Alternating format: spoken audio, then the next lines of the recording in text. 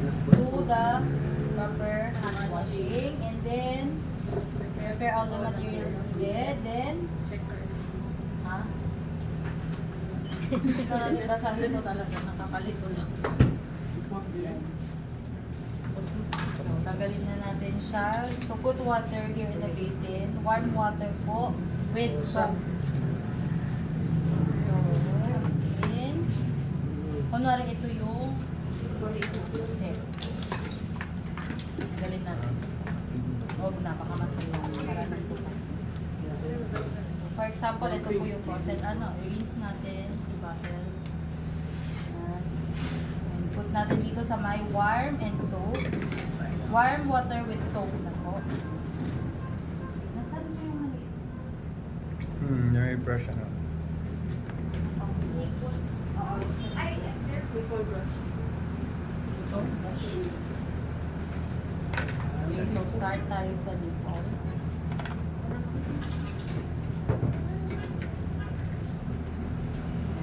Clean. In circular motion lang po ulit siya. Next is si Nicole. Sa loob. Circular. Then dito. Ito ko si Pop.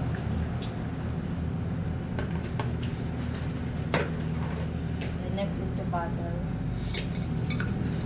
Circular motion. Hanggang sa matanggal po yung dumi. Then tataas.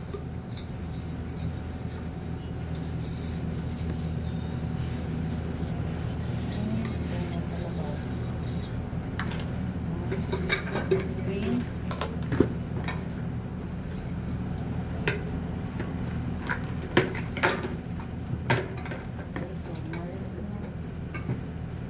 Gamit po tayo ng tong.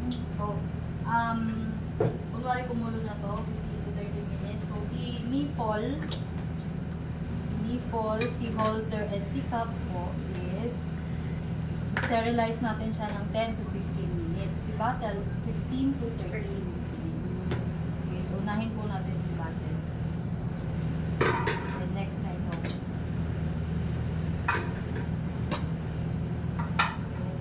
For example, tumunog na 15 minutes, tanggalin na po natin itong ball.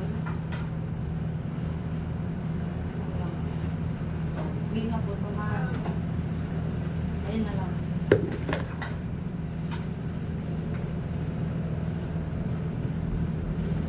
Chika. 30 minutes pa. Then, 30 minutes po, tapos na. Pwede natin si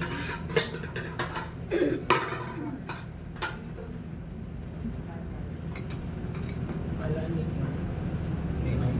with preparing milk naman.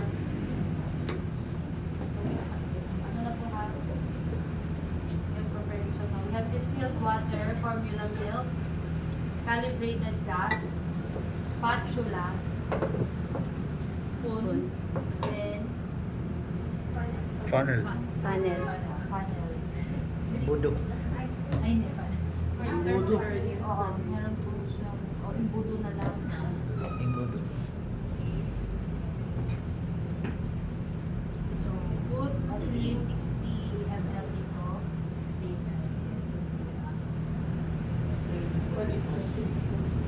Gusto niyo bang pakita ko talaga? Wag naman. Ganun lang. Ito po ha. So, dapat sa flat surface po, kasi kung ganito, buhatin natin, hindi siya papatay. So, flat surface dapat. Yan. Okay. Then, put milk.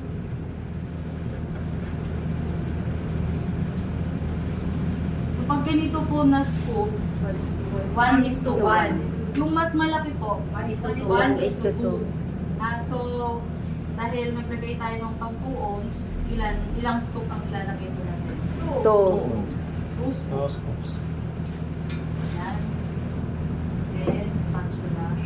Bakit po kailangan spatula, hindi na tinatakpan? Hindi po kasi siya okay na malaman. Kapag kumuha ka na dyan, hindi mo na siya itatakpan, madadagdagan ka. Okay. Yan. Then, 1,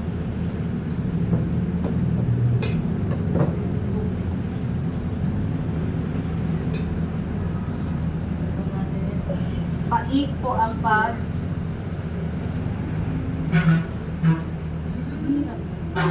Paano? the purpose of this is to avoid colic. Para hindi po siya mag-form ng bubbles kasi di ba yung mga bubbles nagkakos ng colic. Colic is kabag. Kabag po. So, shake mo dili. It's not advisable anyway. Follow the Hindi siya ma-shake, hindi ako nung siya sa cup, di ba? Pero kung nasa cup, Wait. Wait. Sandali muna. Sandali muna. So after po nun, ilipat na po natin siya kay Batel. relax. Advance Sorry na. po pala. Hindi na makaigol ko tsara. Hindi siya, technique or palm shot.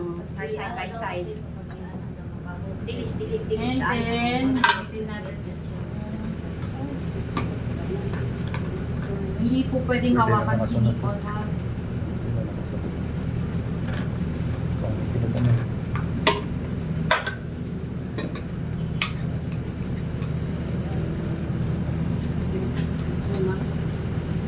Tsaka po natin siya isi-shake ulit. Oo. Hindi pwede yung ganyan. Iba lang siya. Opo. Iba na po kasi yung ganyan. Ganito po ba? Pwede din pa, ma. Pwede din pa. Pwede rin po ito. Yan, side by side. Side by side. Pwede rin. Ma'am, pag na-prepare ka ng ganyan or di mo bukas or sa next week, nakaano ko ba? Hindi man masama. Or hindi? Alright, proper. Okay Proper lang, lang hindi yun. na Pero, pag-gloves. hindi na How about for taking in situ? When you're... Naka-gloves. Bakit naman po? Which is, nakahawak ka ng mga, naka-sterilise na yung kamay mo. May pagkaon man. Butang mas blindir. Yun daw. At totoo yun, Huwag baka ka nang alam mo magtanong yun. Janet. Pagkaon man. Wear gloves. Hindi kasi po, Okay. baka diba? Patod yun na yung Okay, so, feeding naman po tayo. feeling session. Ganito po ha. Kung wala kang calibrated gas, kasi syempre, huwag mo naman kayo mag-chew. So, pag wala, tayo naman kasi, di ba? Bakit po tayo mag-calibrated gas? Ano, pwede naman po ito, diretso na po dito, direct. Ang purpose na lang po nito is para Pressure. to measure properly and to avoid forming bubbles naman. Pero pwede naman po direct dito. Huwag lang yung ganyan ang pag-shake natin. Okay? That delivery. Hindi pwede yung ganyan. Maybe everyday. Ha? Kaya nagtitimpla ako ng gatas everyday. Ano Sa po baby yung niya, pag-shake? siya kasi yung... Ganun lang. Ay! Sagana siya. Ginaganyan ko, malakas. Pwede na naman ganito. Binabayo talaga. Kasi di ba pag ganito po, talagang meron pa rin yung mga milk sa ilalim, di ba? Nagpo-pour pa rin. So yun din ang isang purpose. Para mas mahalo ng mabuti. Namong milk nga, dili mahilis dahil ng gamit. Init, dili init ba? Pero kung init siya. Some formula bitaw nga din. Pero kung init. Ano? Sa ko. Hot Some mama. formula ma'am na hindi maano ba, matunaw yung ano ba. O meron yung mga Yes, formula na. Basta dili warm ang dili siya. Hindi siya warm ang Oo. Need yun sa dugayon. yung pila ka minutes eh. More or less. Kasi pila ka minutes. Kasi pila ka minutes. Ikaw. More or Ano nas baka ko yan. So yung feeding, we Hindi, nakabislag beef ba yung beef? and beef and dripping coat po. Dito lagay natin sa shoulder, natin sa Para mag-perfect pa. Yes. Kukunin natin si baby. Bend your knee. Bend your knee. Big day. Sindi niyo ba na? At gusto po. Dito ka na.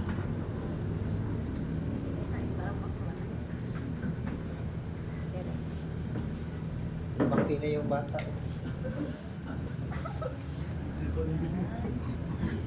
Maliit pa rin ang mata.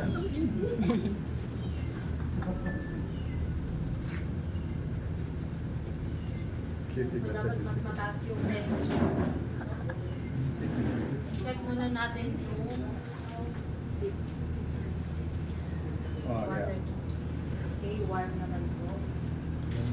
Then elucid ang gluten reflexivity.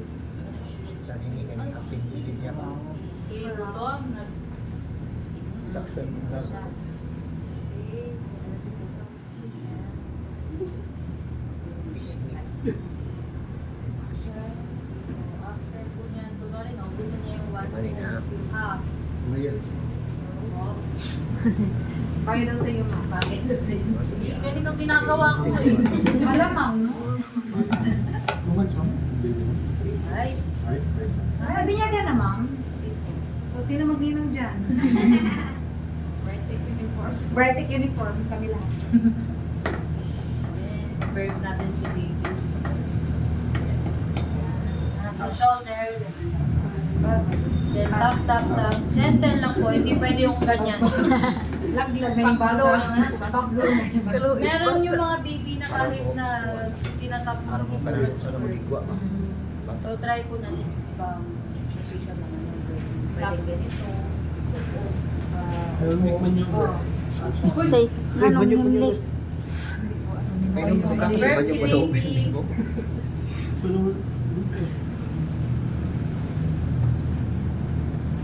Paubos na po natin yung naiwan. Ibigin mo siya ka bro. Pag nabubos na,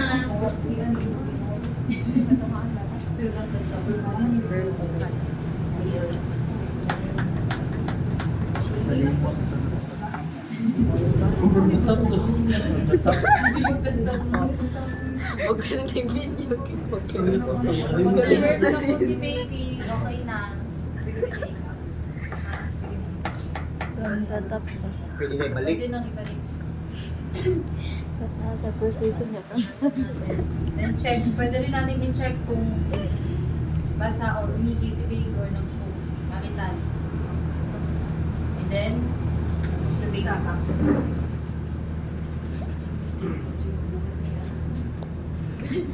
Finish. Ayaw niya makabalik. Ay, ikaw si Tela. Puro na to. Wala, may card ko mga anak kasi. Uy, alam mo yung mga kasabayan ko nung nakasama ko mga estudyante.